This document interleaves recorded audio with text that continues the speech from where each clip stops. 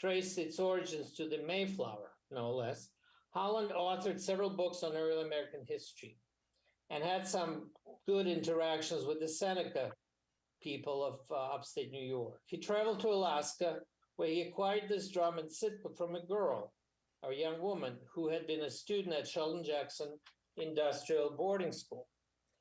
The drum was eventually donated to the Hood Museum at Dartmouth by Miss Florence Holland Dennison, who was related to Holland. Here's an excerpt from Holland's letter to Florence Dennison, dated March 6, 1921, and I quote, "In Sitka, the old Russian capital of Alaska, in front of the quaint old Russian trading house, which you can see on the slide, there were a lot of Indian women sitting on the ground selling baskets and other trinkets, and one of them, a young woman, had the sealskin drum, the only one I saw on my journey, and I bought it. She had probably been in the large Indian school here at Sitka, for she had written what the design meant, and I enclose herewith." So the beauty of this story is that we have the drum maker, here's the drum, actually giving the buyer, this visitor, a short written account of what the drum is about. That's very unusual. Now, the Hood Museum curator, now retired, Mrs. Northern, identified the design as a bear, but she was totally wrong. The young lady who wrote the description of the drum said, and I quote from her letter, from her written note, quote, "A long time ago, the natives call it Konai-Kadet or Gunakadet in a more proper Tlingit pronunciation. This is the animal on the drum. Only people that are going to be rich see Gunakadet. When it comes up in the water, it looks like a beautiful painted house when you see it. The door opens wide and plenty of people come out and walk around in front of this house. Also a large canoe floating in front of the house. All this, what you saw, will be yours if you do all your best. When it goes down, you'll take a cup full of salt water and drink it. Never eat anything for 4 days. Nothing will happen to you. Again, you take 1 cup salt water, never eat 4 days. If you finish 8 days altogether, you'll be very rich. All this, what you saw, will be yours." So this is fascinating. White man, school-educated young lady knows the legend or the myth of Gunakadet, and she knows how that creature, that monster, which is painted on the drum, can bring riches to the person who observes Tlingit traditional ritual behavior related to acquiring wealth. There were other wealth-bringing creatures in Tlingit mythological culture. There was the woman who carries a baby on her back. You might encounter her in the woods.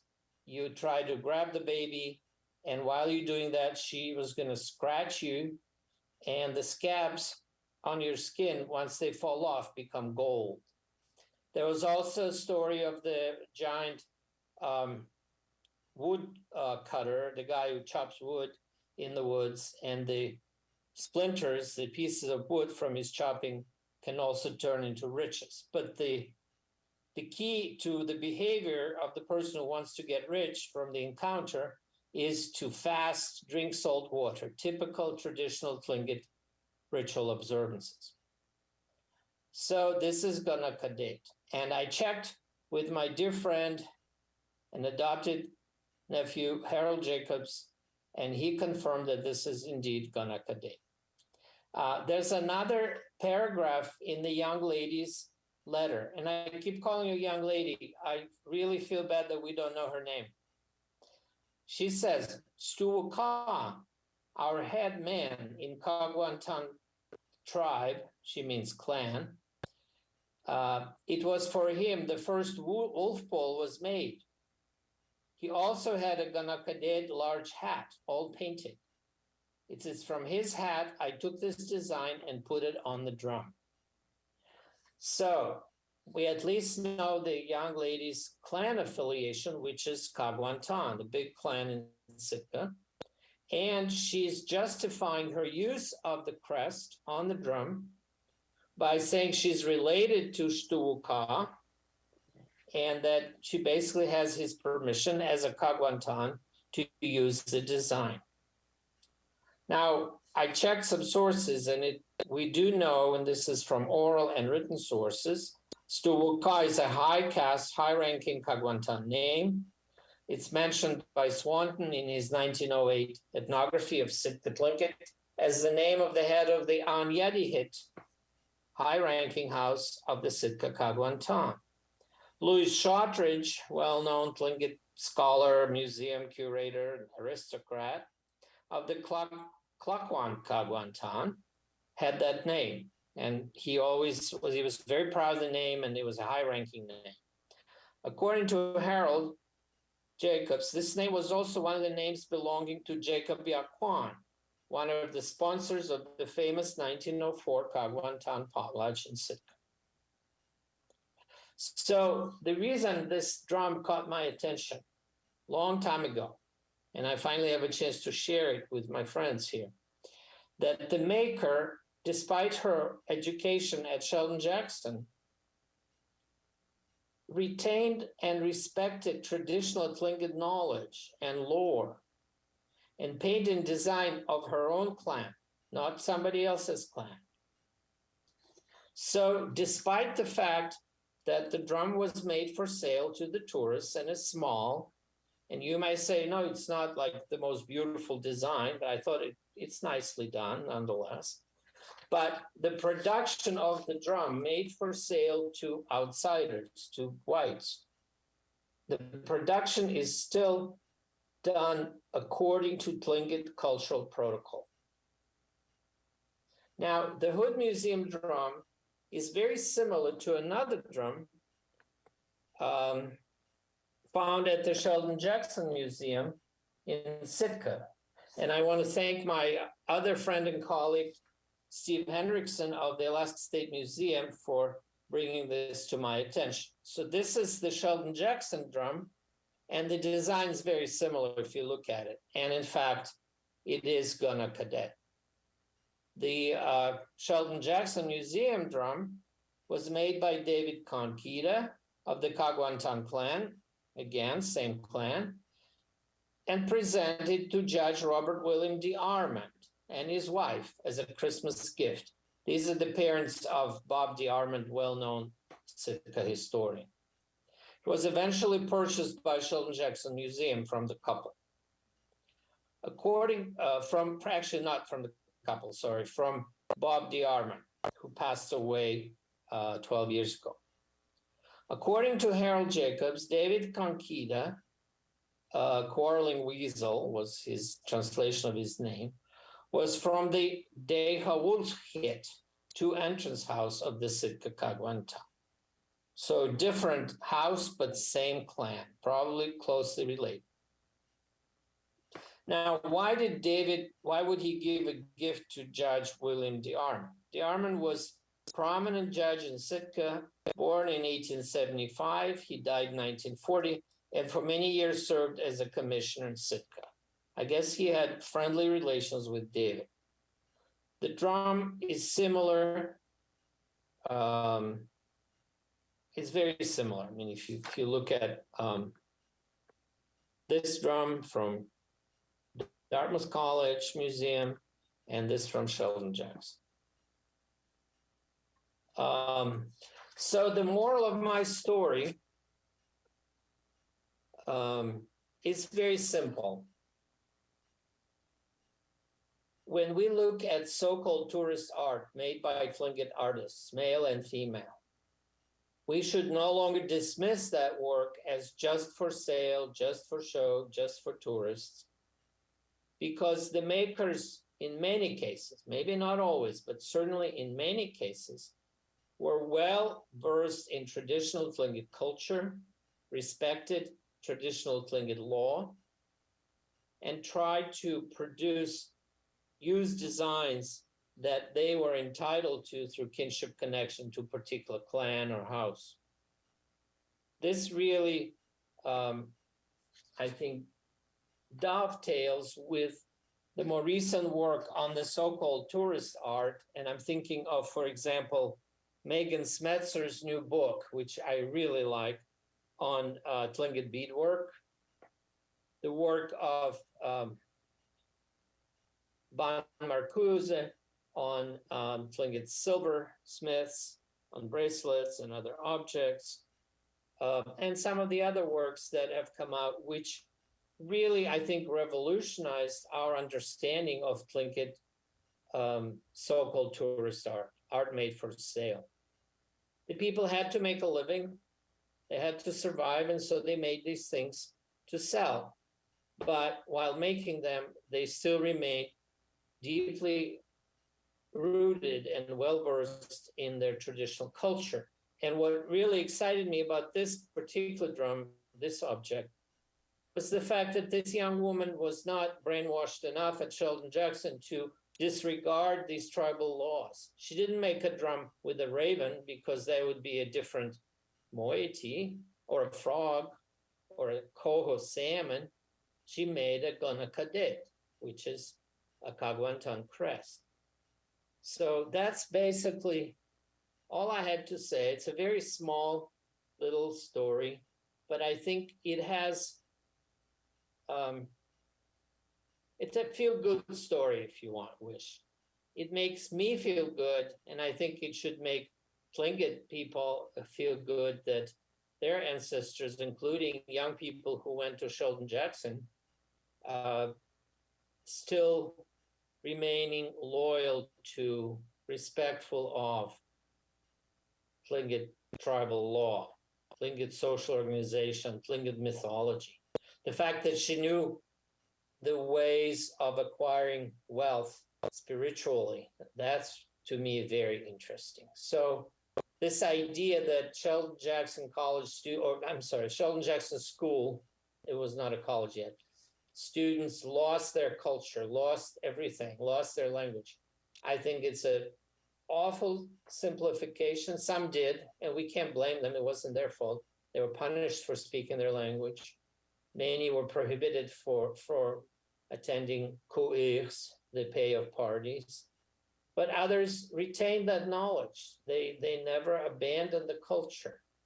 And so this little object from a New England museum, thousands of miles away from Tlingit country, tells a very important story, in my view, about the culture. And this is really all I had to tell you. I want to thank the Hood Museum staff for helping locate the drum. I want to thank my dear friend and brother and nephew, Harold Jacobs, Sergei Kan, for help and advice on Tlingit clans, crests, and names. I owe so much to Harold and, of course, to his late father, Mark Jacobs, Bushtachin, my adopted older brother. And finally, to Steve Henriksen for his comments and advice on the Sheldon Jackson Caguantan drum, and also on reading this paper, and he sent me some comments. He really liked the paper. So I don't know if we have I assume we have the technical ability for the audience to ask me questions, and we have time. So I'm open to questions. Yeah. Thank you very much. Gunal Chish. Ho, ho.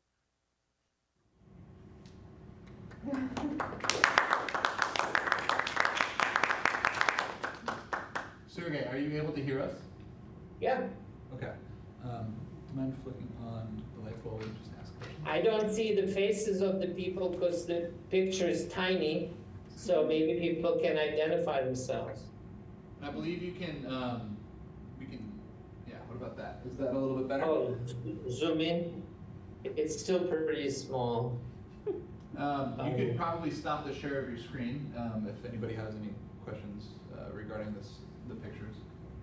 That should be able to allow you to see everybody a little bit more clear. Stop sharing the screen. So you're going to go to the top of your computer, Yeah. And you should be able to see view options, and it should give you the ability to stop share. Not. No, I'm not sure. It's okay. I mean, I can see there are 5 people and plus yourself. I can see them. 6 people.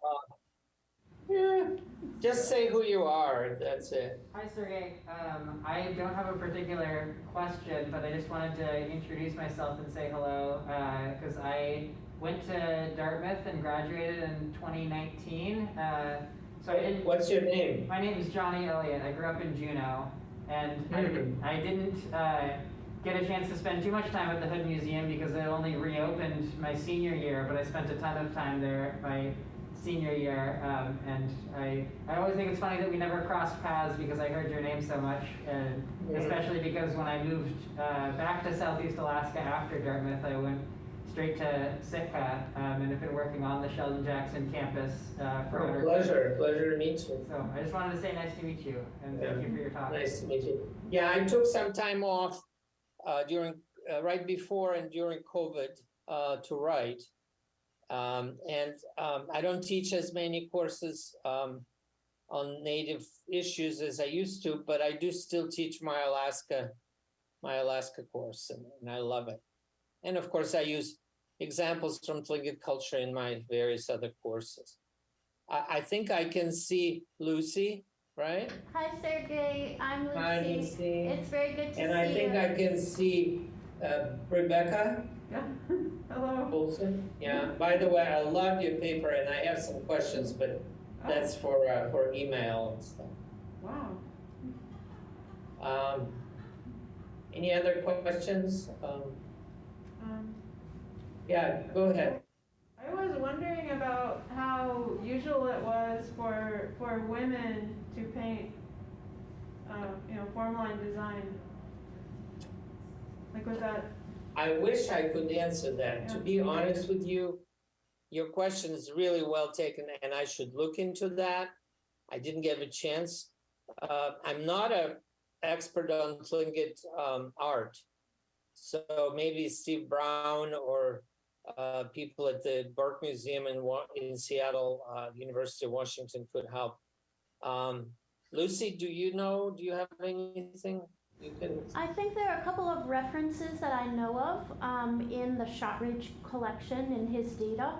So I think certainly there were some, but it's not a subject that I've done a lot of work on. I think Steve. I think that when you look at pictures like the one I used in the PowerPoint presentation, the more common art type of artifacts that Tlingit ladies would sell to tourists would be moccasins, baskets.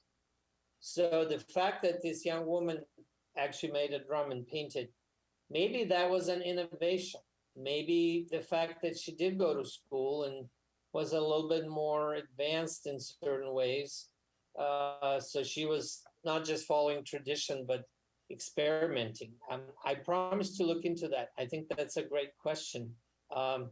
I know from Ammons, for example, he talks in his work on Chilkat blankets, he says that men often painted the designs for the blanket on wooden boards, and then women copied it. Of course, women had their own designs as well.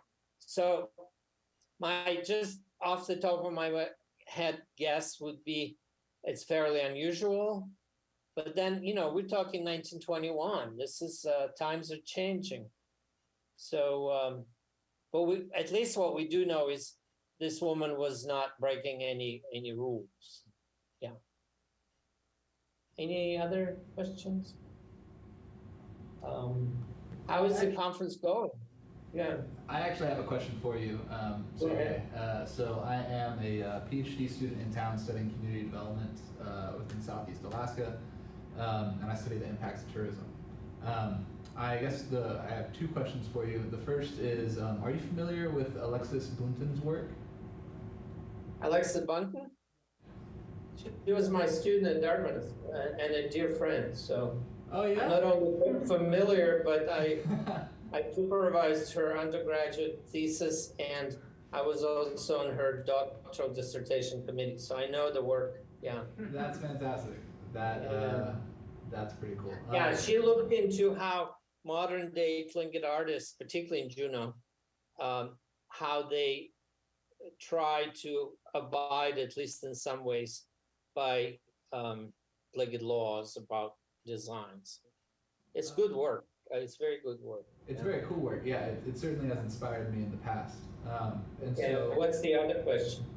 my other question is, part of this conversation is not only the knowledge and making sure that you're following the rules, but it's also the locus of control resides within the Tlingit population in terms of their artwork.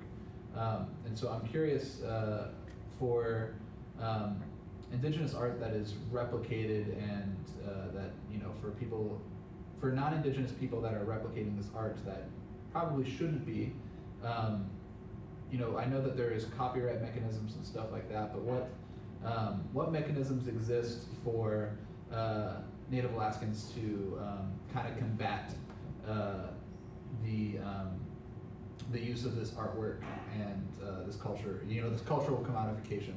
Now, you know about the silver hand symbol that the state of Alaska, I don't know exactly when they introduced it, but there was an attempt to identify artifacts and pieces of art as Alaska Native made. So you have this silver hand symbol. We know that non-natives do make artifacts that look native, and there's a lot of objection to that because Native people have been exploited for so long that for someone to take away their designs, it bothers people. On the other hand, I think there are ways for non-natives to be inspired by Native art without copying it. And I'm thinking more of like artists like Joanne George, my favorite non-Native artist. Of course, she was married to a Tlingit man, but she does painting and wonderful work that the Tlingit people themselves collect and enjoy and display. There are others who make sculptures and then, of course, there's the question: do all Tlingit artists themselves follow the protocol?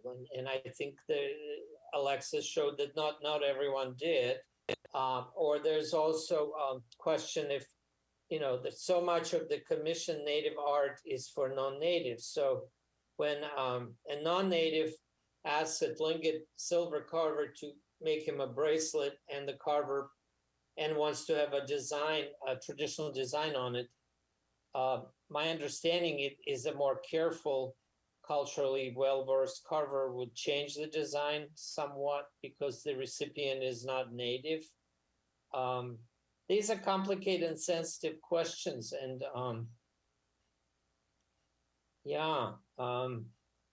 at what point does the artist still, if the artist is 1/18th, 1/16th Tlingit, is he still a Tlingit artist?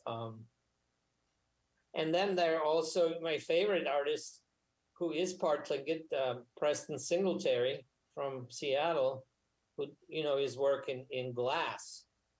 This is very modern. I mean, it's totally innovative. It's beautiful. It's gorgeous. It's also very expensive.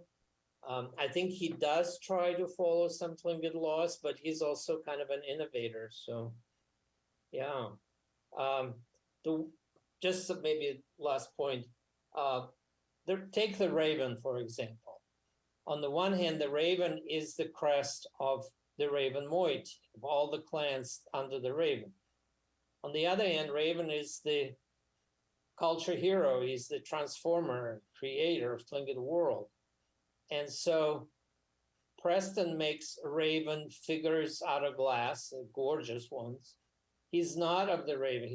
I think he's Kaguantano. He's on the eagle side. So is Preston violating the laws? Probably not, because he could say the raven is part of our core mythological literature, oral literature cycle, and he belongs to everyone. You see where I'm going with this, right? I think there are also ways of both respecting the tradition, but also being innovative, as long as you're honest about it. And I mean, Tlingit art is not gonna, and we know that, it's not standing in place. People don't want to just replicate the old ways. The Chilkat blankets are innovative. I mean, there's so many innovations, and that's the way it should be. But a certain degree of, I'm not a Tlingit, so who am I to speak for the tribe? But a certain degree of knowledge of and respect for traditional social structure and the laws, copyright laws, have to be respected. And it also applies to oral traditions. And my friends Richard Noor Downhauer, who were discussed today by a wonderful speaker, they were so adamant about or against non-natives retelling Tlingit stories, Tlingit myths, in a simplified, almost childish kind of manner, making mistakes, and really not having the right to tell those stories. But people continue doing that. And so, yeah. Thank you. There's a lot. And Alexa's also done some work on just indigenous copyright, and she's worked with Maori. So these are big issues like all over the world. So, yeah. On the other hand, nobody's like Tlingit weavers. They don't say only Tlingit person can take a class with me. I'm teaching Tlingit weaving. So when you invite non-natives to learn from you, you're already kind of giving them a chance to make something that looks indigenous, but hopefully you're also teaching them to be honest and not pretend to be Tlingit. Long-winded answer. No, I thank you. Thank you for your time. On a complicated issue. Anything else? I really appreciate your basic point about sort of what we often hear about is perhaps an oversimplification of, sort of the brainwashing of yes, and yes, of course, it was awful in many ways. Yeah, there's some awful. There are a couple of authors that are so bad, and they still sell their books, even in Southeast, let alone outside the state. Yeah, so I really appreciate that point that you've made Thank in you. your small. Did you give a paper, Lucy? I did not this year, but next But time. I heard your student who talked about Florence. Yeah, she That did a great job. Very good, and I was impressed. So, and it's your contribution too. Great job, all the way from England. That was early this morning, so that was really good. But you've done so much for making Shortridge, his heritage, his legacy available to all of us. So Oh, thank you. I think we owe you a big good cheese. Thank you so much. Next time I'll give a paper on him. I'm trying to get my hands around that whole project soon. So. Wonderful. Yeah. I'm so glad we could have you come in today because there was a little technical problem. So thank you for being so patient. Ryan helped us out. And, yeah. Also, when you're in Hanover again, let me know. We should get together. I will do that. That would be great. Mm-hmm. I made a commitment, come hell or high water, to be part of the next tribal conference. So hopefully 2 years from now, nothing's going to stand in my way. Do they know where that is yet? Have they decided? I don't know, but we might go back to Juneau. Is the attendance been pretty good? Or is it much smaller compared to Juneau? It feels small to me. I'm not sure what others are thinking, but I wasn't there in Juneau. it feels sort of small. It's always a question, do we go to Juneau, which is the hub, and get more people, but do we honor other Tlingit communities? So, I think it's fantastic to come here. yeah, it's a chance to see Never been towns that we've never been to. And then in 2017 we had in Sitka, and that was a great conference. So.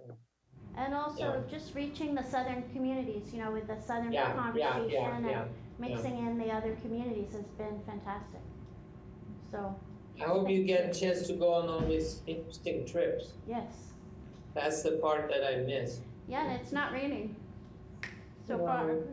Amazing. Okay. Well, thank you so much. I enjoyed the questions and the chance of sharing the story. And I promise to look into the question that Rebecca asked about women and making drums and stuff, and painting designs. Thank you. So do we wrap it up? I think we should be good. Thank you, Ryan, again. You saved me. All right. Bye-bye. Bye. See ya. Take care.